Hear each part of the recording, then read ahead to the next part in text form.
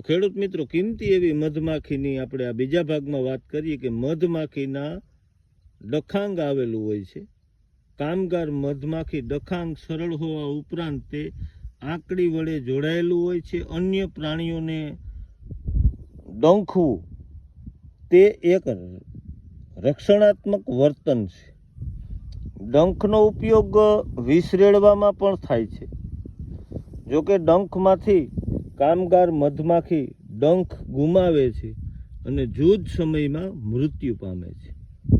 રાણીને પણ ડંખ હોય છે. આ ડંખ વડે રાણી બીજી રાણીને ડંખે છે, પરંતુ તે ડંખ ગુમાવતી નથી.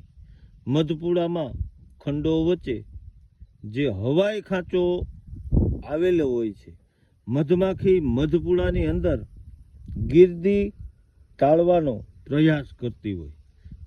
તે મધપૂડાની અંદરની ગરમી સહન કરવાની ક્ષમતા પણ ધરાવતી હોય છે.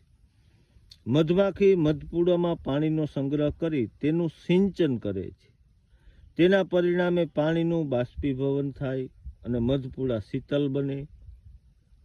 અને જે રાણી હોય છે તે માત્ર ઈંડા મૂકવાનું કાર્ય કરે છે. ખાસ કરીને વસંત ઋતુમાં દર 43 સેકન્ડે તે અનેક ઈંડાનું વિમોચન કરી અને પ્રતિદિન આશરે 2000 જેટલા ઈંડા મૂકતી હોય છે.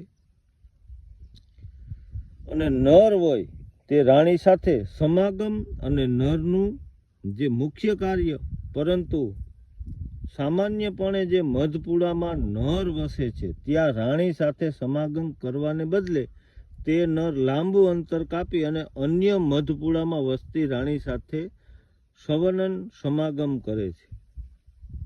સામાન્યપણે જોઈએ તો ગ્રીષ્મ ઋતુમાં તે મધપૂડામાં જોવા મળે છે. તેમની જીભ જોઈતા પ્રમાણમાં ખોરાકનું જે પ્રાશન કરવાની ક્ષમતા ધરાવતી નથી અને ખોરાક માટે તે કામગાર માખી પર આધાર રાખે છે. શિશિર ઋતુની શરૂઆતમાં જ્યારે ખોરાકની અછત થાય ત્યારે કામગાર જે માખી નરને ખવડાવતી નથી અને મધપૂડામાંથી તેને કાઢી મૂકે છે, જેના પરિણામે તે મૃત્યુ પામે છે. અને હવે જે કાર્યની આપણે વહેંચણી અનુસાર મધમાખી 3 કામગાર. આ મધમાખી વંધ્ય માદા કામદાર તરીકે ફરજ બજાવે છે. તે સમાગમ કરતી નથી અને ઈંડાનું વિમોચન પણ કરતી નથી. જમ્યા પછી શરૂઆતના જે 3 દિવસ કામગાર મધમાખી મધપૂડો સ્વચ્છ કરવામાં રોકાયેલી હોય છે. ત્યારબાદ થોડોક સમય તે ખોરાક સંઘરવામાં અને મધ બનાવવામાં વિતાવે છે.